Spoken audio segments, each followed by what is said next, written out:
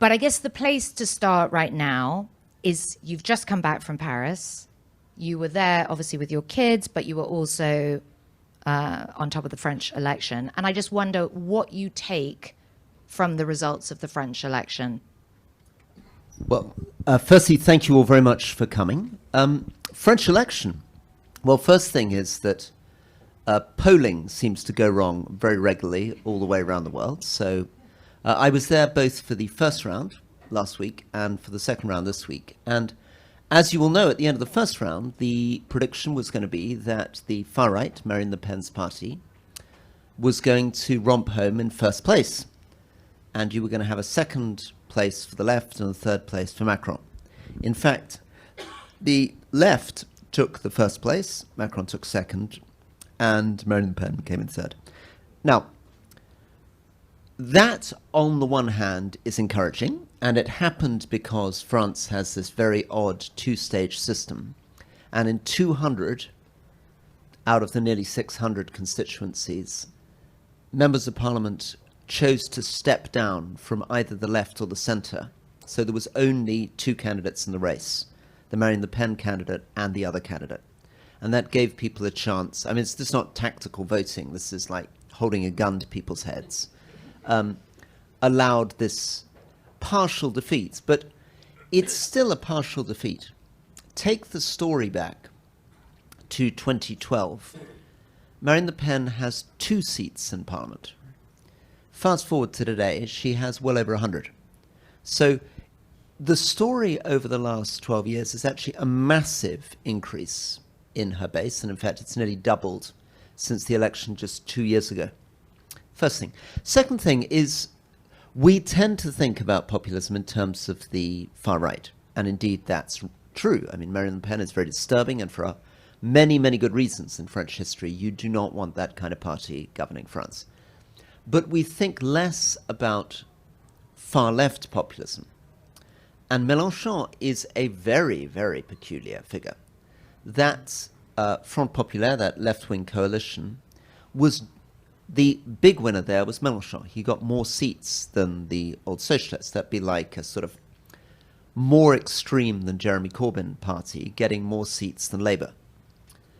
And it's a sign that Macron's style of government, which I guess would appeal to many of us in this room, certainly appeals to me, right? I mean, he's kind of bold, charismatic, intelligent, technocratic, trying to solve the big problems of France, is profoundly unpopular for whatever reasons. And the kind of things he's tried to do, famously he's been trying to put the retirement age up from 62 to 64, and that's kind of almost broke the country. He's been trying to deal with reforming the trains. I mean, the French trains are impressive, but they have 50 billion euros worth of debt. The debt and deficit in France is even more out of control than it is here in the UK.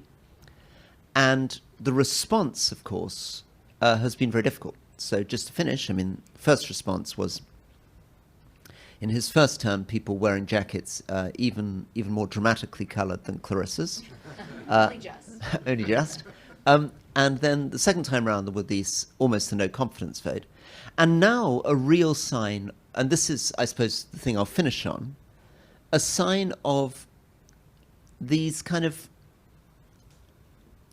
strange phenomenon of young political leaders trying to, I don't know, assert themselves in difficult situations by these sort of macho risks. And we've had a number of examples of that. We had this with Humza Yousaf, who just blew himself up as the first leader in Scotland. We had this with Rishi Sunak, who triggered an election completely unnecessarily 6 months early, which he was guaranteed to lose. And we've just had it with Macron, who's just lost any chance of governing the country. Instead of what he talked about, which was a moment of clarification, France has been left with 3 parties with completely different voter bases, totally different ideologies, who detest each other, sharing the parliament between them. I mean, let's talk about the broader European picture when we think and see, and particularly the European elections. Yes, I'll put it closer to my mouth. Thank you. When we look at the European elections, when we see the rise of extremes on both sides of the political spectrum, what do you think is contributing to that? I mean, you talked about several factors in the French context, but this is not limited to France.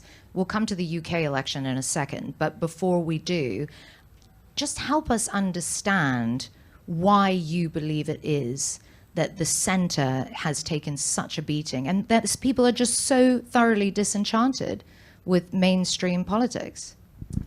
Well, it's the central question of our age. So we've entered an age of populism, and we're still struggling to understand how it happened. And it came on us, many of us, almost hardly with anybody noticing. So remember, from 1989 to 2004, the age of Clinton, the age of Blair, it seemed as though we all agreed about everything. I mean, literally, if you look at opinion poll illustrations of that period, the graph is a bell jar, right? All the votes are where my fingers are, they're not where my elbows are. And this was a period where everybody broadly agreed that in economic terms, they were in favor of globalization, free trade, privatization, deregulation. Politically, there was this explosion of democracies, so the number of democracies literally doubles between 1988 and 2004. It was an era of a liberal global order, so this was, Bosnia, Kosovo, humanitarian intervention. And it was an era still dominated by television anchors, dominated by newspapers, and dominated by an idea that basically politics was kind of technocratic. The idea was, if you were right in the inner circle of sort of Tony Blair's government, if you were one of the Miliband brothers, for example, a lot of the time you sort of thought government was about getting a really cool policy paper from Sweden and implementing it. We were all getting to Denmark. We all wanted to be Denmark, right? And then something began to change. And by 2014, we're into very dramatic change. So 2014, Narendra Modi's elected. Putin goes into Crimea. 2015, the Law and Justice Party is elected in Poland. 2016, Brexit referendum. 2018, Bolsonaro. 2016, of course, most dramatically of all, Donald Trump. And everything has turned on its head.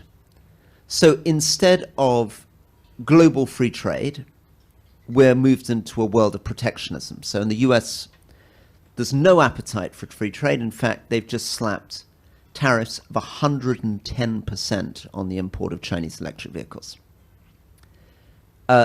Instead of privatization, deregulation, markets, we've moved to a world of the IRA, the Inflation Reduction Act in the US, which is basically industrial strategy. It's the government picking winners. In the political sphere, the move away from democracy has been very dramatic. So every year since 2014, the number of democracies has declined. In Africa, in just over a year, there were 8 military coups. 8 military coups, elected governments replaced by military dictatorship. And instead of intervention, instead of chasing around the world, we're in a world of isolation.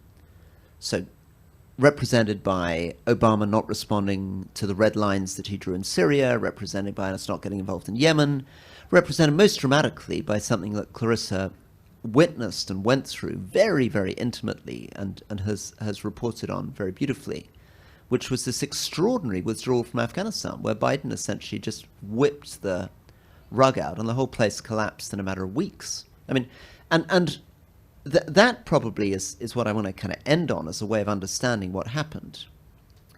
That's probably the most dramatic indicator of all. If you're looking for a symbol of why people have lost faith in the old center, the old technocratic elites, you could talk about the 2008 financial crisis, and that's hugely important, and part of the story is the story of democracies not delivering economically for people and rising inequality. You could talk about the way that the relationship between democracy and prosperity has been broken, partly by the rise of China and the rise of other authoritarian states, the success of India as Modi has moved away in a democratic backsliding direction and his economies continue to boom. But if you're looking for a symbol internationally, Afghanistan is an extraordinary symbol. I mean, we quite literally, these were $3 trillion wars for the US and its allies. $3,000 billion spent in Iraq and Afghanistan. And we literally went into the country to topple the Taliban government, spent 20 years on the ground, and then handed the whole place back to the Taliban again. Now, this then means that the elites are discredited. The old way of doing things are discredited. Nobody trusts us when we talk about foreign policy and intervention. Nobody trusts us when we talk about economic management. Nobody believes the great claims made for democracy anymore. And Macron is right in the very heart of this. And I fear, we'll get onto this, that Keir Starmer may also find himself caught in the crossfires of this, because basically across Europe and increasingly the United States, the graph of public opinion has gone from this bell jar, which I showed you, right, where the votes are where my fingers are, and has collapsed into a U shape, right? So now the votes are where my elbow is, no longer my left elbow, no longer where my hand is. So some of us, before you came along, were feeling maybe optimistic about this election here in the UK. And then I read an op-ed that you wrote for the New York Times where you said that this election is not, quote, the centrist triumph that it appears to be. Can you explain that for this audience? Because I do think that there is quite a lot of optimism, depending on who you talk to, obviously. But you make some really important points about the first past the post versus the popular vote. And yeah, what are the challenges and what's the reality? What are we not seeing? So, look, I mean, the good news first. The good news first, we got rid of a completely hopeless Conservative government that had served its time and needed to be booted out. That's good news. And to develop that, Labour now has an enormous, record-breaking majority. I mean, it's sort of eye-watering. I mean, literally, we've not seen majorities like this ever, and the Conservative defeat also breaks all records. The 200-year history of the Conservative Party, they've never had so few seats in Parliament. So on the surface, it feels like an incredible repudiation of the kind of right-wing moves that were being made under Boris Johnson, Liz Truss, and Rishi Sunak, and now we're back to a sort of social democratic centre. Feels like new Labour. Feels like, I don't know, Clinton's back, Gerhard Schröder's back, we're back to the 90s, we're back to the kind of glory days of kind of... And you know, let me develop that a little bit more. Why does it feel like that? Partly also because the way that Labour talks sounds exactly like my description of the 1990s. Right, this is a government that talks about democracy and human rights and the rule of law. It's a government that talks about being a responsible international player. It's a government that talks about open trade. And it's also a government that's actually about mini austerity. I mean, this is the Labour government's just won an election saying they're going to cut £18 billion from public spending. They're not going to raise taxes, and they're going to reduce the national debt, right? So this is very, very orthodox neoliberal economics, straight out of central casting from the 1990s, and they just won a huge majority. So the whole thing seems spectacular, right? It's the total repudiation of the Rory Stewart vision of politics, right? We've just gone back to this. Except we haven't, because if you look at the figures, it doesn't remotely look like that victory that Tony Blair won in 1997. Scratch just a little bit under the surface, you find that, in fact, the Labour Party in this election has won its broken records in a very negative direction.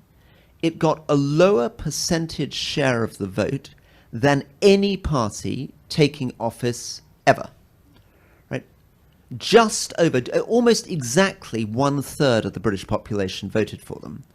And they've ended up with over 400 out of 650 seats in Parliament. Second thing, the two main parties, Labour and Conservative combined, are barely hitting 60%. Right? This, again, is the lowest share of the two main parties ever recorded. We've gone into a world in which basically other parties are coming through.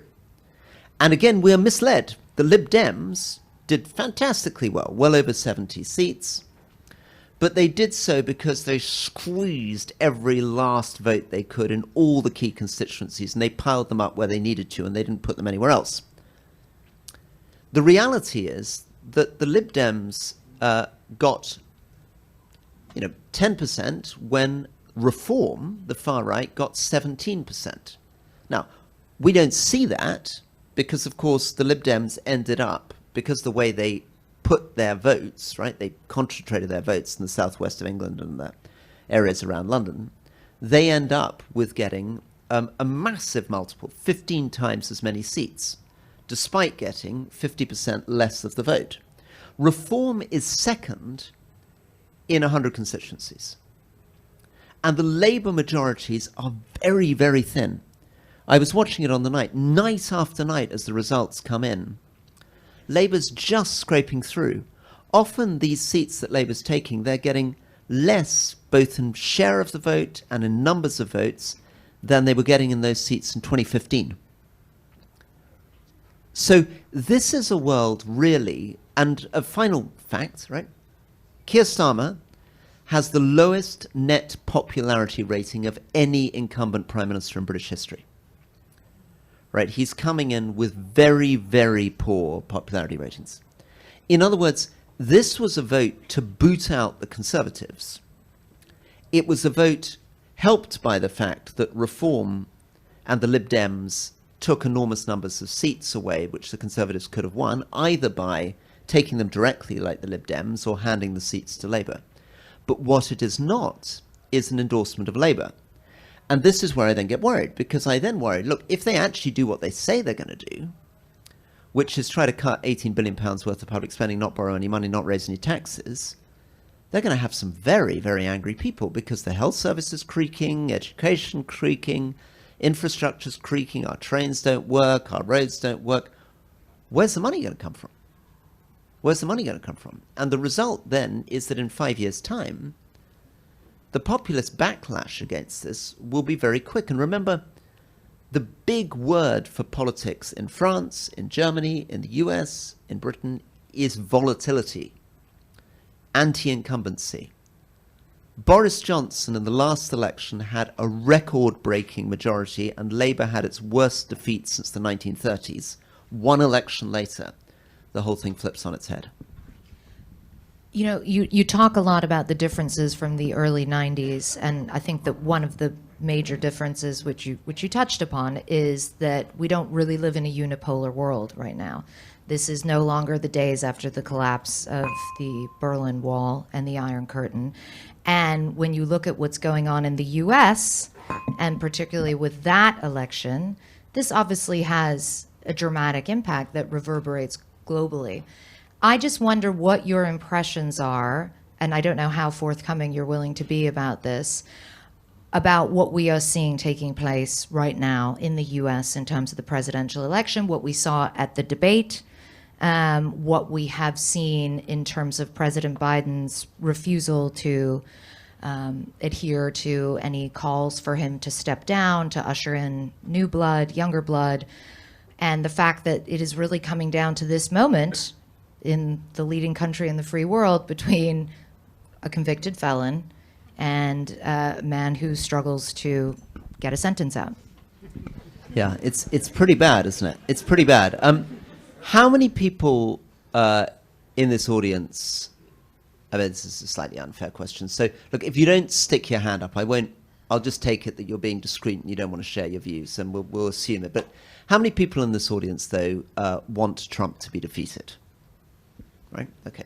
So let's say it's the whole audience, basically, right? Okay.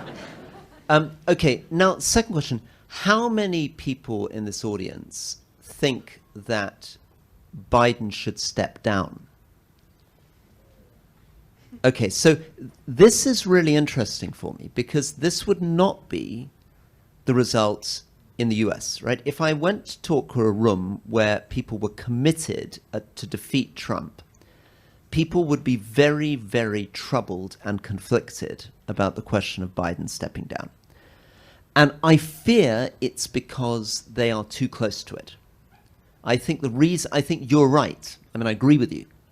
But that's because we have a certain amount of distance. It's also because we're not in the weeds of the way the Democratic Party machine works.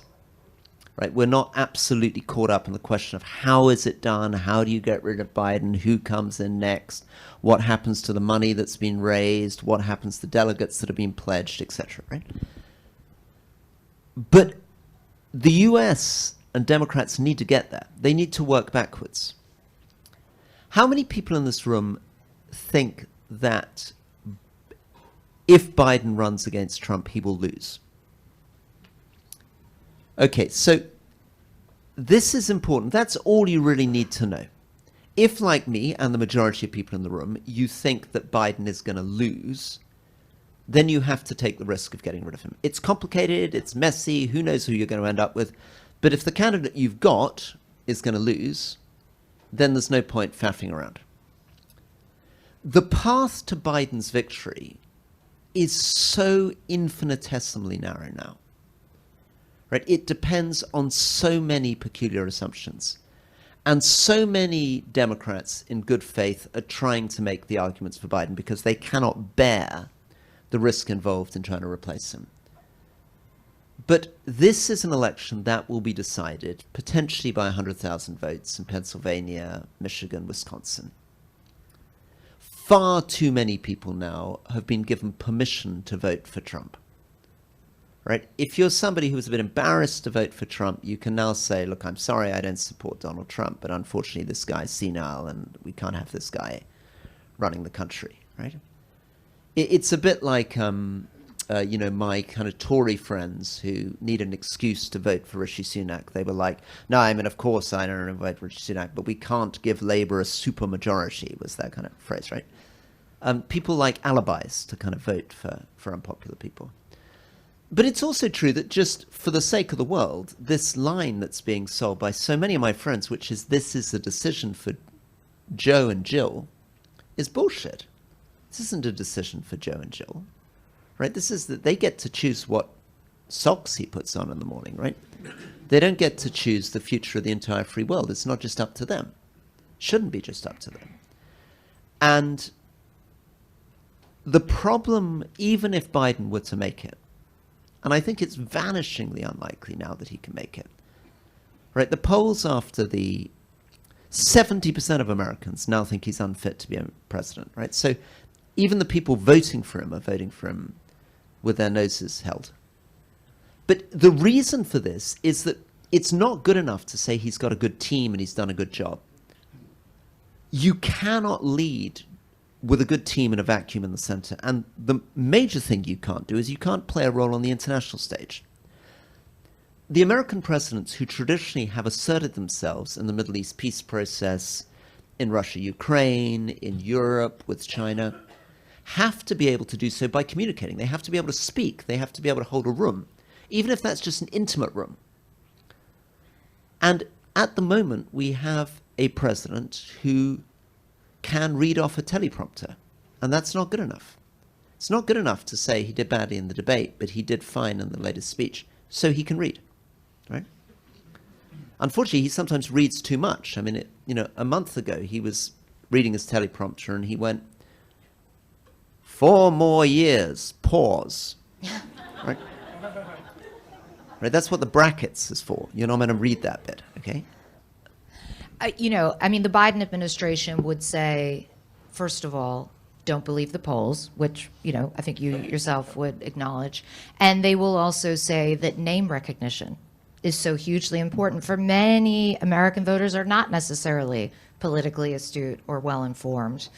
And so the fact that whoever would potentially take Biden's place might not have that level of recognition with the broader voting populace. But this does kind of segue nicely into a couple of questions that I wanted to ask you about your book, which I'm giving another shameless plug here for, yeah. Because I think... It's not shameless when you do it. It's shameless when it's I do it. Shameless when you do it, yeah. So I thought this book was really brave and really important for so many reasons. If it was designed to make us feel better about the state of democracies, I'm not sure it achieved that objective, except that it is so tremendously important to be kind of transparent about the problems, the incompetencies, the inadequacies. What was your goal in writing this book? What did you want to achieve? Well, thank you. I wanted to try to show what it was really like. I mean, my dream was to try to do the sort of thing, I don't know whether you've read those books written by surgeons about what it's like working in a hospital, but I wanted that. I wanted to try to let you see inside the machine and see how completely, insanely dysfunctional it is. And the only way that I think you can bring that alive is by really just small anecdotes. I mean, often the things that resonate with people is stuff that I was tempted not to put in the book at all. You know, one example is I've been trying for 2 years to get broadband in my constituency, and I've set up these volunteers, and they're in all these villages, and we're kind of out on mole plows, digging trenches, and I'm getting a tiny amount of money from the central government, and finally the Secretary of State for Culture, Media and Sport, Mr. Jeremy Hunt, who's in charge of broadband, is going to come up to my constituency 350 miles north of London, and I've summoned all my broadband activists to meet him. And this is literally all I'm doing because I've managed to offend David Cameron, George Osborne, so I'm not going to be a minister. I'm just having a backbench constituency MP. And I go to the whips and I say, could I please be slipped to go up to my constituency because this is the biggest event of my entire year? And the whip says no. And I say, but we've got a majority of 52. I mean, please. And he just says no. And he says no because essentially the place runs like a really rubbish boarding school in which all the nice kids were killed by scarlet fever and only the bullies are left, right? So when he's saying no, he's not saying I need you for the vote. He's just saying no because I'm the pairing whip and it amuses me to say no, right? So I say, but I'm not going to be able to get to the constituency in time and the cabinet minister's coming. And he says, well, why don't you get a train? And I said, well, the last train is at 7:30 and the vote's at 7. And he says, I bet there's a night bus. And sure enough, there's a night bus that changes at Preston at 2 in the morning. And lets you get to your constituency, right? So set off. And I arrive. And there am I.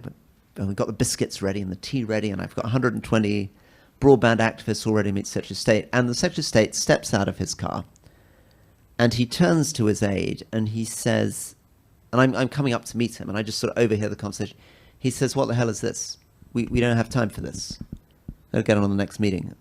This is not happening. And turns around and gets straight back in the car again, drives off, leaving me with all my broadband activists. Now, look, it's a tiny issue. I mean, it's absolutely not the sort of thing you normally write about in a book because normally you're trying to write about the big scandals. And of course I'm not. It's not something that any newspaper picks up because it's not bad enough for Jeremy Hunt to be sort of pilloried on the front page. And nobody has ever heard of, Mr. Desmond Swain, the pairing whip. And nobody cares about broadband in Cumbria very much, as I discovered. But it's a sort of way, and I try through stories like that to sort of let you see what type of scarlet fever wiped out boarding school this really is.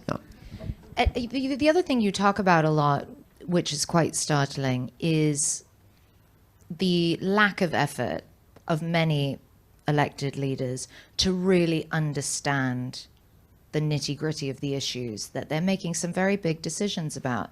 And I actually had this conversation about your book with a friend of mine in politics who said, well, hold on a second, the jobs of the politicians are to be politicians, right? And not necessarily to have a granular level of knowledge or understanding of the issues, but to kind of take their advice from the people whose job it is to be experts, the civil servants, one presumes, and then kind of push for change or direct whatever is needed to be directed. I found it interesting as well because you draw a very stark contrast with some of the American elected officials who you met, who often pompous, but still went out of their way to show how they had assiduously studied the topics that they were covering. But what do you make of this idea that, like, well, to be a politician, you don't really need to know the issues in depth. You just need to know how to get shit done, basically. Well, it's a very interesting, and it's absolutely right, as Carissa says. I'd be fascinated to know who it was. Maybe she'll tell me over a drink. But no, that's exactly right. That's what my colleagues tell themselves. It's a very, very bizarre idea. Because if you sort of unpick it, I mean, what are they actually imagining? So you know nothing about the subject. And when I mean nothing, you literally know nothing, right? I mean, to illustrate what I mean by knowing nothing, I was appointed as a minister in the Foreign Office. I was sent in by Theresa May to see my boss, who was Boris Johnson, who was the Foreign Secretary, to ask which part of the world I was going to be assigned. So he said, "Oh, cripes, Rory, where would you like?" And I say, "Well, Foreign Secretary, I've spent most of the last 15 years of my life focused on the Middle East and Asia. I speak 3 Asian languages. I've just been the DFID Middle East Asia Minister for the last year. I know the heads of state. I understand the programs in detail. So I don't really mind where, but I guess Middle East or Asia." And he says, "What about Africa?" And I say, but Foreign Secretary, I literally, I don't know anything about Africa. I've been there once on holiday. And he goes, "Come on, Rory, what's the capital of Uganda?" And I said, Foreign Secretary, "I don't know what the capital of Uganda is." And he goes, "Rory, come on, you're lying to me. It's Kampala. You are the Africa minister," right? So sure enough, I take over as Africa minister. And it's just ridiculous. I mean, I cannot tell you. I mean, when I say I knew nothing about it, right? Literally, I would not have been able to find Cameroon on a map, let alone name the 6 countries that had land borders with Cameroon. The idea that I had any understanding, I mean, the level of my ignorance is kind of beyond imagining. Okay, so imagine that, right? Someone like me gets the job. Now follow up on Clarissa's model that this politician, whose name I'm going to extract over a drink, has given me. Okay, so I don't know anything, and by the way, not just I don't know anything, with many of my colleagues, I don't know anything, and I don't intend to find out anything either. Right? I mean, I took that job, and the first thing I did is I used most of the summer holidays traveling through Africa with my officials. And we went to 10 countries, and I read every book I could on Africa, and I went to Chatham House.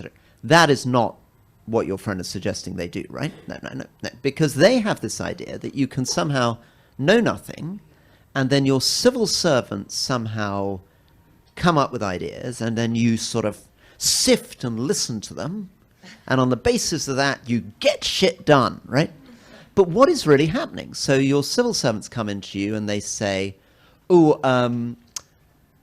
great news in Zimbabwe, Mugabe has been toppled, and this lovely new person who's my friend, and I'm the ambassador in Harare, who's called Emerson the Crocodile Mnangagwa, is just taking over as the new leader, and we really need to make friends with this person, and it's a great opportunity for the UK.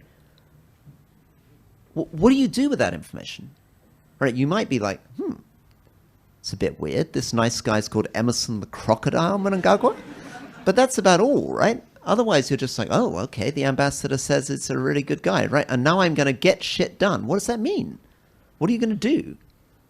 Right? I mean, so the whole thing is a very, very odd idea of management. And of course, the real reason why they talk like this is that every culture, every organization depends on what the real incentives are.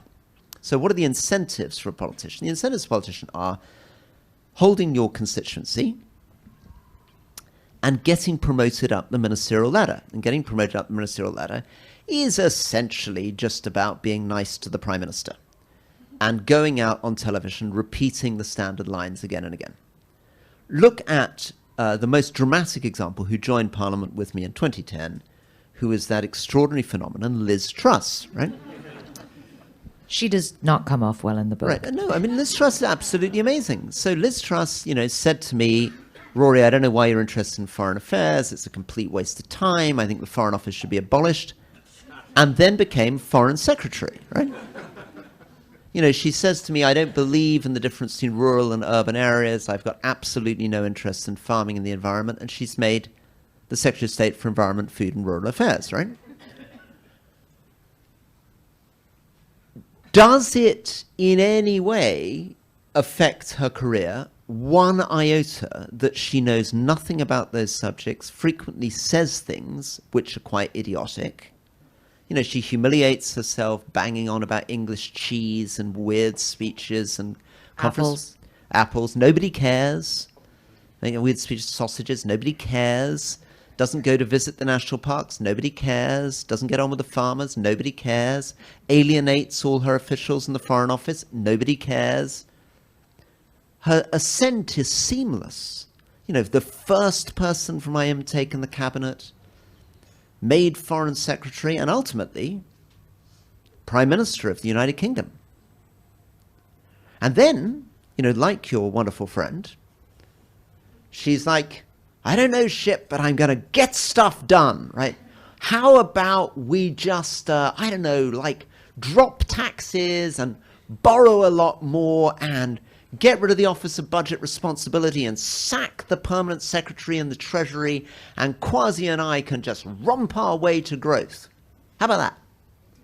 And then you're like, but, you know, Prime Minister, you know, there's all this detailed stuff that you don't understand, and, you know, there's bond markets, and there's the currency, and there's interest rates, and there's... No. I'm a politician. I don't do detail. I just get stuff done, right? I'm dynamic. I'm vigorous, right? 10 years to save the West. You know, you say something really interesting there. You repeated the refrain, you know, and nobody cares, and nobody cares. And it does feel like we're living in this era of deep cynicism where people don't have faith in democratic institutions, they don't have faith in politicians, they don't have faith in the mainstream media, and maybe they're not seeing very clearly what that ultimately portends and the erosive character that has on our democracy.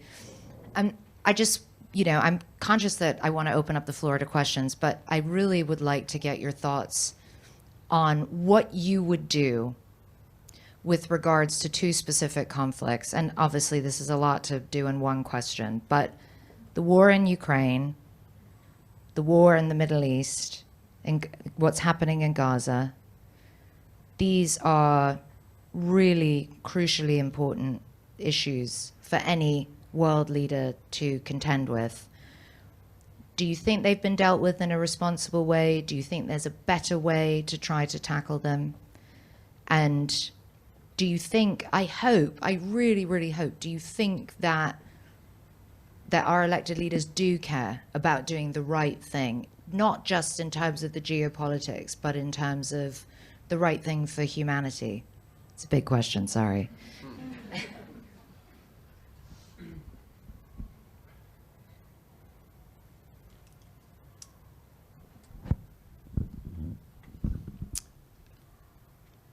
In the current context, I guess the two words that spring to mind are restraint and hope. And they're quite difficult ideas to follow through on, because our tendency is, in the West, is to lurch from doing far too much, Iraq and Afghanistan, or doing far too little, right? The Middle East peace process.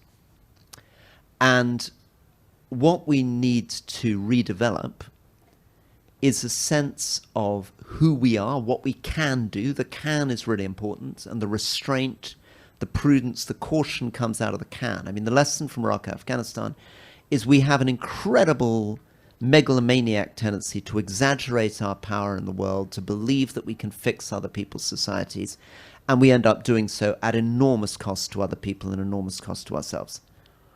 But the lesson of that should not be pessimism. It should not be isolation. It should be the other bit, which is the hope bit. And the truth is that we can work with other people, and I keep emphasizing with other people. This is not kind of the US or the UK waving magic wands. We can work with other people to make things better, right? The world is not predetermined. But the way to make things better is to recognize the problems as they are without losing hope. Right? So what are the problems as they are? The problem in Ukraine is that because the United States was overly cautious, essentially, in its support for Ukraine, very, very generous, very generous. I mean, Ukraine would not be where it was if it wasn't for tens of billions of dollars US support, but overly cautious. Essentially, the war in Ukraine has acted like a low-dose antibiotic on the Russian military, and the Russian military is stronger than it was 2.5 years ago, and Ukraine is struggling to hold on to its front lines. And it's very difficult to imagine next year either that the US and its allies will provide the amount of money required, or that the Ukrainian military will be able to reconfigure itself to recapture significant amounts of territory. So that's the realism. That's understanding the grim reality, understanding where our limits are, what we can do, what we can't do, what the picture is, right? I mean, I think like fighting a war, you need to begin by looking at what your troops are doing, what the other troops are doing, what the ground is, before you start fantasizing, okay? In relation to Israel and Palestine, we have to acknowledge that this is as bad as we have ever seen it in the Middle East. All you have to do is flip, as I sometimes try to do, between Arab media and Hebrew language media to see that there are two communities living in completely different universes. And this extends to the United Kingdom. I have Jewish friends in North London who are absolutely up for invading Lebanon and going after Hezbollah, and essentially just want the conversation to be about October the 7th and refuse to acknowledge that anything has gone wrong in the response in Gaza. And on the other hand, my friends in Jordan are increasingly in a world where I think they find it very, very difficult to acknowledge the existence of the State of Israel at all. Right? So we have to be in a world in which we have principles. What are the principles? The principles are we need to recognize a Palestinian state, and we also need to recognize that the Jewish community in Israel is there to stay, right? We can't get ourselves into a world of sort of fantasizing that we're going to a pre-1948 universe, right? 1948 is a very long time ago. Refighting the rights or wrongs in 1948 is not the way to go. Refighting the rights or wrongs is never really the way to go. And this is where the hope comes in. Right? Maybe we can get back to Russia, Ukraine. But on Israel, Palestine, if we'd been talking in this room in the 1980s and we'd been talking about apartheid in South Africa, if we'd been talking about peace in Northern Ireland, 80% of the room would have explained to you that it was impossible. They would have explained to you that these communities were so embedded in their particular ideologies and ideas it would never happen. Right? Ian Paisley and Northern Ireland, to bring it closer to home, forget South Africa for a moment. All his interests were no surrender, no compromise, and yet the miracle happened. Peace came to Northern Ireland. Peace can come to the Middle East. This is absolutely possible. Absolutely possible. And the type of realism that becomes extreme pessimism is exactly what we need to avoid. We need to rediscover the capacity to believe in things that will feel like miracles, but which are not for that reason impossible. I think a lot of people tonight will hear how earnest and eloquent and passionate you are, and will want to know whether you would consider, again, running for something or other, or whether that chapter is over. I mean, that conversation is like an hour and a half peering into my soul over a drink. It's not really where you want to go, but part of the answers to that are contained in the book. Right. And I know that's something that you wanted to talk about, and maybe it also pertains to the book, but is writing. Yeah. Is that something you want to do more of, and what kind of writing? And Thank you. So I'm proud of this book. It's my fourth book, and many people in the room, I guess, are writers, and I'm really pleased with it. I'm really pleased with it, partly because I managed to have the most incredibly patient editor who, when I delivered a 210,000 word manuscript and they'd asked for 80,000, gave me another basically 12 months, which allowed me to step away from the book for 3-4 months, not even look at it, and then come back in and cut and fight and cut and fight. So that the book is the first book I've produced which is about as good as I could get it. It doesn't mean it's a great book, but it's about as good as I can do. It is a great book. And I've really,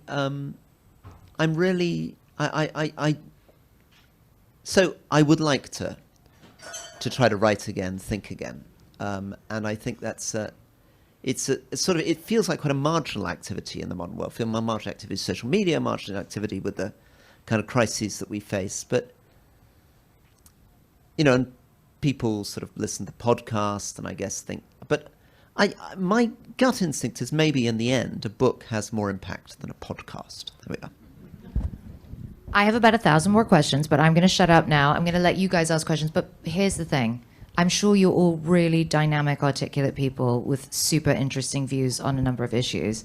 However, for the sake of everyone's sanity and the fact that we all really want to hear from Rory, can you please just phrase it as a question? We can take a couple of questions at a time. Yeah, we can take 2 at a time. So yeah, just one there. Hi, I wonder if you could just talk a bit about prisons, your view of the appointment of James Timpson, and do you think that Labour is potentially creating a bit of a bear trap for itself? I mean, one of the outcomes is potentially more people are getting let out early. Do you think this is something, seems a kind of weird thing to tackle first on, although obviously it's an important issue? And another question back here. Who has the second microphone back there? Yep. Are you an optimist? And if so, why? Prisons and optimism. So I'm very pleased that Labour is taking prisons seriously. Prisons are a complete disgrace. They're disgusting in this country. We have 87,000 people locked in prisons which were built for 63,000 rooms that Victorians kept one person in, have 2 people in them.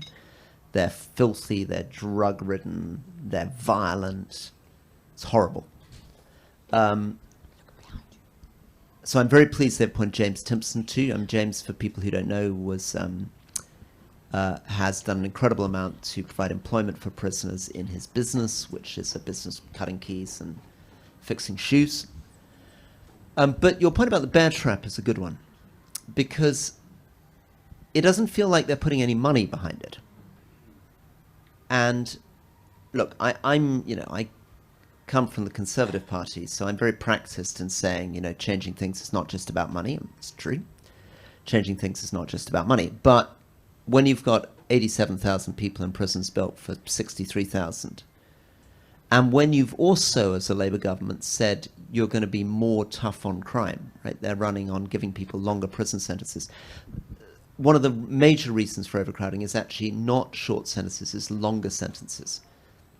If you think about it, if somebody gets, a 6-month sentence, you can put, 20 of them in compared to giving a single person a 10-year sentence, right? So the longer we make the sentences, the more these prisons fill up. So that's what I'm worried about. The bear trap for them is not so much, I think, that they're going to go super liberal on prisons and be punished by the electorate. I think it's more that they've signalled a desire to be progressive in prisons, and I suspect they're not going to have the money, they're not going to have the will to do the radical things that James will probably want to do, and then there'll be a pretty dramatic parting of the ways. Am I an optimist? Yes, I am an optimist, and I think that optimism is increasingly a moral stance. I think optimism is necessary. And that's why I'm talking about miracles in Northern Ireland or in the Middle East. Look, the fight for democracy, stepping back and looking at it, doesn't look so great, right? It looks pretty grim. Authoritarianism rising, democratic backsliding. But optimism is a moral stance because optimism is about hope, and hope is about faith, and it's about asserting that the world will one day be a world that respects people's rights, that respects people's votes, that is more liberal, is more democratic, and that these things really matter. They matter morally. And being pessimistic, fearing the worst, can often simply lead to inaction and lead to making the world worse. Whereas I believe that actually hope in politics is central because you surprise yourself by achieving more than you feared. 2 more questions. We've got one in the front row, Pran, and then one here. Yes. You've got one. So we have it in. Yeah. Hi, thanks very much. We as humans and the media can only sort of cope with so much in our attention.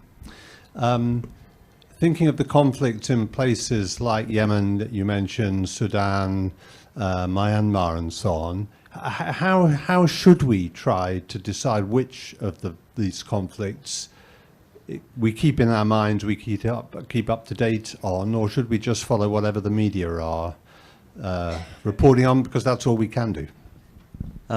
Really great question. So the answer on that is that you need properly funded, relatively independent, well-functioning machines. Foreign policy, security, development assistance machines. What you cannot do is try to reduce everything that you're involved in internationally to the question of what voters are interested in today in Flint, Michigan, or Bradford. Right? It doesn't work. And it's a tendency driven by Trump, but it's one that we've all inherited. Right? International development spending is dropping around the world. Foreign services are being cut to the bone. Embassies are being shut. Less and less energy is put into the United Nations. And it's no good. If you want a more peaceful global order, if you want fewer refugees, fewer internally displaced people, fewer conflicts, you need a system that works, and it's a system that has to work even when people aren't paying attention. And the job of that system is to try, insofar as you can, to get humanitarian assistance into Sudan, to support the peace processes, however difficult they are in places like Yemen, to put pressure on the governments, because almost all these conflicts, possible exception of Myanmar, right? Myanmar is a very, very indigenous domestic conflict driven by a horrendous military junta. But Sudan, Yemen, these are proxy wars, right? These are countries which are really being torn apart because UAE is backing Houthi through Chad into Sudan. The Iranians are backing the Houthis in Yemen. The Saudis are funding the other side, right? So, and that is stuff that you can, as an international community, get involved in, right? You can use all the different forms of power at your disposal, your aid, your political contacts, your negotiations, to push those things in a more positive direction. It's been done again and again. It was done actually quite successfully through the 90s and 2000s. From 1990 to 2014, every single year, there were fewer refugees, fewer internally displaced people, fewer civilians killed in conflict. And that didn't happen just by accident, right? That was partly that there was a functioning international system. But we need to build that up again and be confident about saying, not all of this is about winning votes in the next election. Some of the stuff might be boring or irrelevant to voters. That's fair enough. But it's also true that there are other things that are boring and irrelevant to voters. They may not be very interested in MRI machines, right? They may not be very interested, if you're in southern England, in the ferry service in the Western Isles. That doesn't mean you don't do it, right? We're going to take that question there, and then you're going to ask your question, and then you'll do 2 and 1 again. Hi, I just wanted to ask your opinion on whether you think things may get better in Iran. And then another question there. So my question is there any things you would change about the current system to inspire more young people to enter politics? Gosh, okay. So Iran, Iran, interesting. So the candidate who's just won as president was barred from running in the last election. So he's sufficiently on the reformist side for the supreme leader to have been concerned, Khamenei, to be concerned about him last time around. He is interesting. You know, he's a different generation. he did his medical studies partly under the Shah, right? He's a product of the world before the revolution. Of course, he remained in Iran. He provided medical assistance on the front line. He's been a member of the Iranian parliament, but he comes from the northwest, so he comes from, not from the main Persian Shia heartland, but from the predominantly Sunni Azeri Kurdish regions up around Tabriz in the northwest. His wife was a gynecologist who very tragically killed in a car crash. His advisor, Mohammad Zarif, was much more open. I mean, he was the architect of the Iran nuclear deal. So, look, don't get overly optimistic. I mean, in the end, he was allowed to run by the supreme leader. In the end, he makes polite comments about the Revolutionary Guard, but he's definitely, and he doesn't have as much power as the supreme leader, but it's definitely a positive development, right? It's a development in the right direction, and at a very, very important time when tensions are rising. How do you get young people involved in politics? And one thing I'd like to do is I'd like compulsory voting, which really annoys everybody. But usually the answer against compulsory voting is, have you ever met a voter? Well, listen, we're a democracy, right? People are like, yeah, but voters are really ignorant, and, really we shouldn't encourage them to vote when they don't know what they're talking about. That's democracy, right? That's the deal, right? So I think we should compel people to vote, and I think by compelling people to vote, that might bring more young people to politics. I mean, actually, interestingly, if you look at Parliament at the moment, the problem isn't young people going to politics. The whole thing is stuffed full of young people, right? Even Rishi Sunak's shadow cabinet is one of the youngest things ever on record. The people aged 51 are like part of a gerontocracy in the shadow cabinet. And in Keir Starmer's cabinet, he gets to pat himself on the shoulder of being the venerable age of 62, but almost everybody, Wes Streeting's taken over the whole health service, barely turned 40. There's been a Labour MP elected at the age of 22, right? So I sometimes think the problem is in the other direction, right? What's happened to all the experience? What's happened to the older people? Our host this evening, Paul, has a question. Rory, I want to ask you a question about the very exciting topic of planning reform. Partly because I think it presents a democratic conundrum.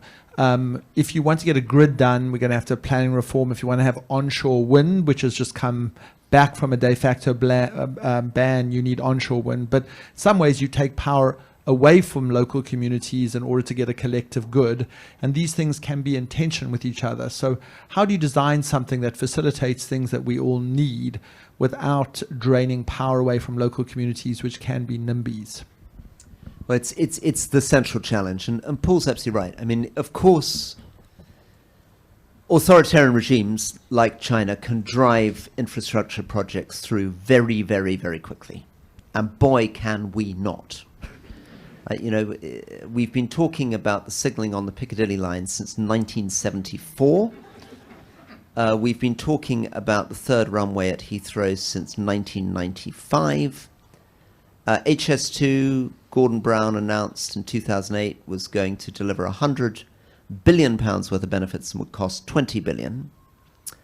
By last year, the cost had got up to £120 billion with £100 billion worth of benefits, and was cancelled at a cost of many billions, right? So we're really rubbish at it. And boy, are we not building enough houses. And look, it's these things are complicated, but there is some logic in saying, if the government's bringing in 700,000 new people net a year to the United Kingdom and building 100,000 houses, we don't have enough houses, right?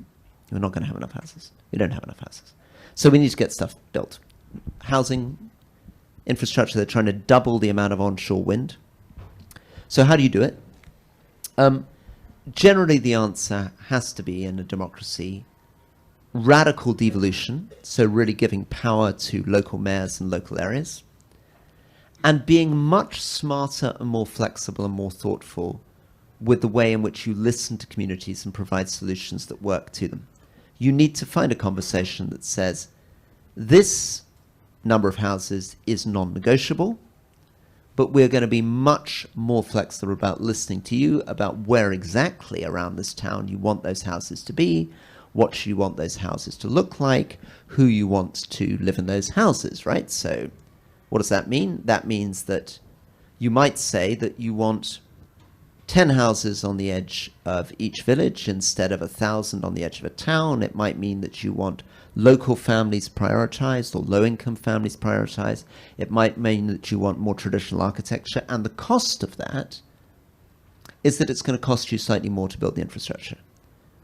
Right? The government is only going to be able to get this in the ground by spending slightly more per unit, either through showing more flexibility towards local communities or by essentially providing cash incentives. But I think the first is better. Devolution and including those local communities in the design process. And it has worked. But it requires people, it requires more money, and it requires a lot of time and focus. But if you really focus, you can get it done. You know, we got some really tough housing projects built in Cumbria within 2 years. It's not impossible to do by any means, but you've really got to want to do it. And you've got to get out of the government's mindset, which is my way or the highway, and then giving up and losing interest and just waffling off, which is what, unfortunately, basically it's looked like for the last, not just last 14 years, last 20 years. Yeah. I think we have time maybe for one or two more questions. So I'm conscious that I'm not over at the back, way over there. And we'll do them in a duo again. So you over at the back, and then I've not done anyone over there. Hi, Rory. I'm a huge fan of the podcast. Over the last 50 years in this country, economic and productivity growth has been continually going down, besides whether it's Labour or Conservative. I was just wondering, do you think that is a contributing factor to either the rise of populism or the increased voter apathy, particularly in young people like myself? And number two? Thank you. My question is about multilateralism in the world, and to what extent can that be ascribed to lack of global leadership? And do you think the appointment of Keir Starmer could probably change that? And how do we make multilateralism sexy again? Okay.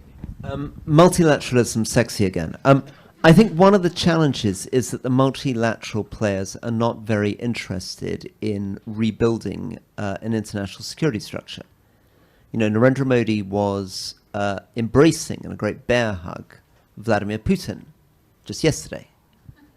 We found ourselves in a situation in which South Africa is on the one hand taking genocide cases and on the other hand flirting with Russian naval exercises.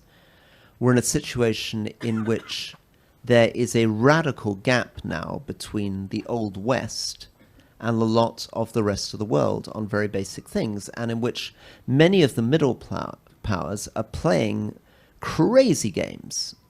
You know, Libya, Somalia, these places have become cockpits for Turkey, Qatar, UAE, Egypt, and even in some cases Ethiopia, all playing their own different types of games, right? This is, so yes, a lot of it has to do with US leadership. A lot of it could be about European leadership, but of course that's in trouble because European leadership is generally, traditionally, in the absence of the United Kingdom, and that's another reason to regret Brexit if you want other reasons to regret Brexit, right, was traditionally driven to a large extent by the German Chancellor and the French President, and the German Chancellor has a net popularity rating of -57, and the French President has just destroyed all his effective governing power through a catastrophic decision 2.5 weeks ago. Productivity and the UK economy. Yes, absolutely. Look, but not just the UK. The reason that all these democracies are discredited around the world is that from 1804 to 2004, you could draw a direct connection between being a democracy and economic growth. And there was even a story, this modernization hypothesis, that said the only way to really do well economically is to be a democracy, and as you get wealthier, you're going to want to be a democracy because the middle class is going to want the vote. And that was destroyed by the rise of China. Right? China took off. This extraordinary exponential curve. Chinese economy smaller than the British economy as recently as 2004, now 8 times larger than the British economy, and it didn't become a democracy along the way. Right? And the malaise of our countries is deep and probably permanent. I mean, that's the problem. It's very tempting to say growth, productivity, and that, of course, is what the great Liz Truss presumably got out of bed in the morning and thought she was going to fix, right? But a lot of it is to do with the loss of our industrial base, our debt, our demography, right? The fact that we're going to have twice as many people aged over 85. And when, look back to the times when we're growing fast, right? Early 1900s, we had 20 working people for every one retired person. We've now got 3 working people for every one retired person, about to drop down to 2.5, right? So I don't think, and there are also other reasons, right? We also like our welfare state. We like our comforts. We like our regulation. We like a lot of the good progressive things which stop us growing as ferociously fast as China or even the United States, right? I mean, we've got to be honest with ourselves. And this is another thing amongst the many things that went wrong with Brexit. The fantasy of, I guess, Jacob Rees-Mogg and Rishi Sunak, one catastrophic fantasy was they believed they were in a free trade environment in which they could go and make free trade deals with India and China and the US. And they hadn't realized the whole world was going protectionist at exactly the moment they were trying to open up their borders. But their second mistake is they thought that everything that was holding them back was the EU. And if they just left the EU, they would be able to radically deregulate, privatize, pour poo into our rivers and do all the jolly stuff they want to do, right? And pour poo into our rivers is an interesting example. Why are our rivers filthy? Well, I was the water minister. Our rivers are filthy, partly because I was the water minister, but partly also because it would cost in the region of £25 billion at least to clean up our rivers and beaches. If you're going on the full productivity economic growth model, you'd say, listen, most people don't go to those beaches, most people don't swim in those rivers, we don't really give a shit, and we're not going to spend £25 billion on that, right? Add to any form of investment that we feel proud of. Air quality, environment, right? Generally speaking, the Treasury, let's take net zero.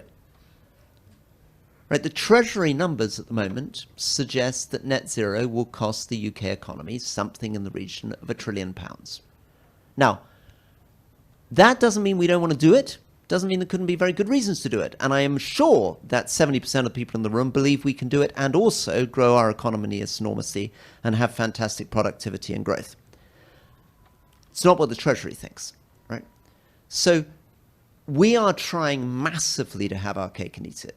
We're dreaming of Chinese levels of growth while we're aging, we've got enormous amounts of debt, and we actually really quite enjoy quite a lot of the things and investments that we're making, which are not necessarily the most efficient ways of generating growth. And we may even question whether we actually want growth. I mean, after all, we're living on a planet with finite resources.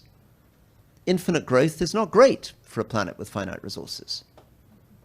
Right? Kate Raworth in Donut Economics would suggest that this country's grown enough, that actually to be equitable, we need to start shrinking our economy. But we have a government that's just been elected promising the fastest sustained growth in the G7.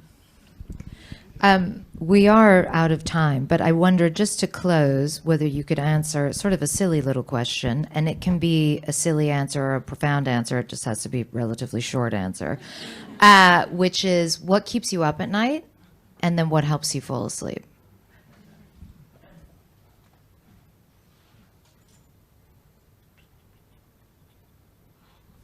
Okay, what keeps me up at night is the general bullshit of our society.